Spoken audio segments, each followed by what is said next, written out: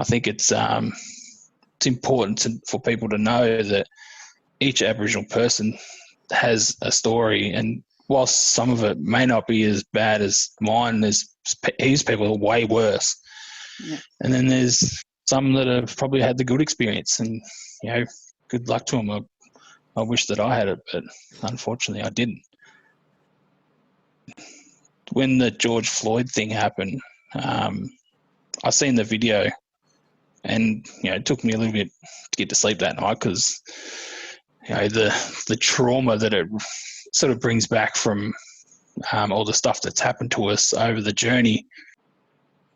The reason I talked about a lot of this stuff was because it did raise all that trauma that's happened to me, and I've been angry for about 4 weeks now. And even this morning, we've been talking about some of the stuff that's going on around the country with some of the other boys, and it's actually exhausting. It's brought a lot of things to a head, I think, the George Floyd stuff, but really it's okay for people to be standing up and saying, we want change, but we want more than just people saying we need some doing, we need some actions. The Aboriginal community always consults first and then does things, whereas it seems sometimes the department wants you to build the plan and then consult later, which to me is backwards. So we decided anyway to consult with the people that are in the early years, the families that have kids in the early years services, and then give them the options. Is it the outcomes? Mm-hmm. Yeah. So we have the 6 outcomes, I think it is, and then they pick which ones that they want or they see as a priority for the community. And then we take the top 2 or 3 outcomes, and then they become our short-term outcomes to help do the work that we're doing within Best Start. From there, we then go on to the PDSAs, and then I guess when we first started, a lot of people wanted to do the big changes, and we broke them down into small steps to get to that big change. And there's been some really big positive changes for our community, particularly in the Horsham and Stawell areas. So cultural safety, I think, is probably at its highest point that's ever been for families attending early years services here. And this is, I'm not just talking about kinders either, I'm talking about MCH as well.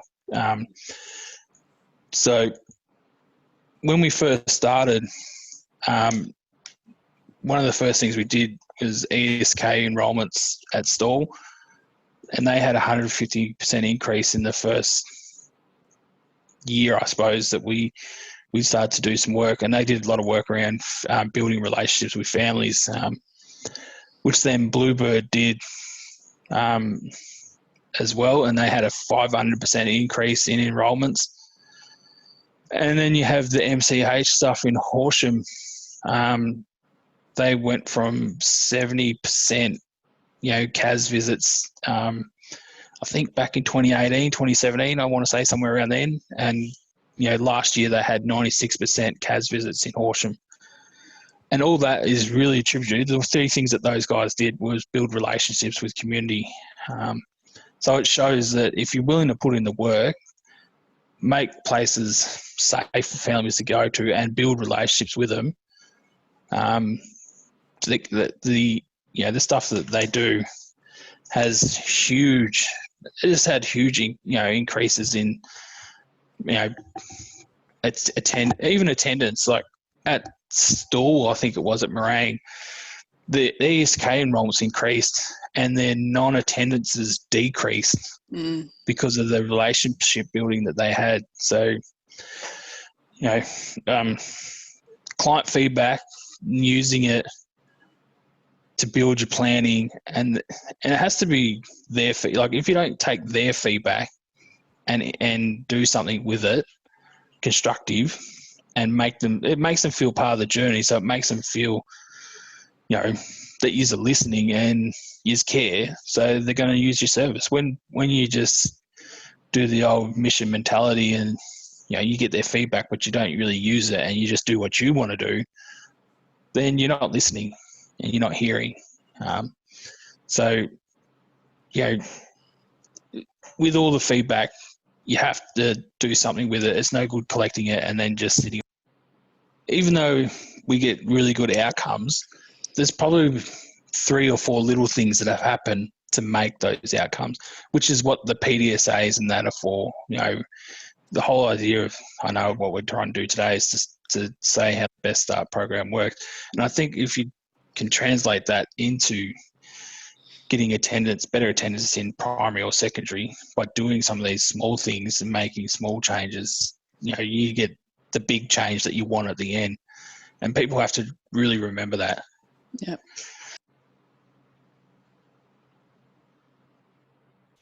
I think meaningful feedback, at the start, whatever you collect is probably going to be a lot of criticism, but the schools have to be open to it, because if we don't figure out what's broken, we're never going to be able to fix it.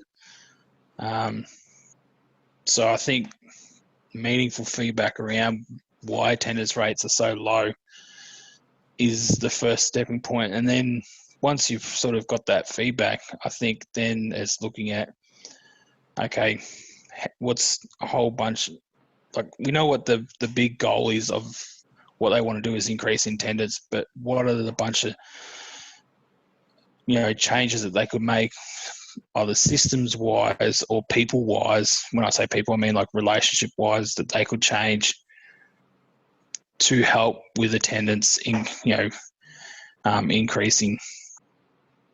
It can't be all reliant on the CESOs to fix a problem that's too big, say for the WIMRA, too big for 2 people. That's not going to work. You need people on board, community on board with what you're trying to do. Maybe they have working groups within the schools with parents. You have to do something in good faith. Even if it's the smallest thing, they then think, they might be looking to make some change. And if you do another small thing and then another small thing, all of a sudden people are starting to go, maybe they are trying. Maybe we should try and put in a bit more to, make it look like that we're doing our part. So one of the things I wanted to say is that if we don't get the education part right, it leads to other problems. So for the WIMRA, for example, Aboriginal people in the WIMRA have the lowest rate of employment than the rest of Victoria. How do we change that? Yeah. We have to have kids educated.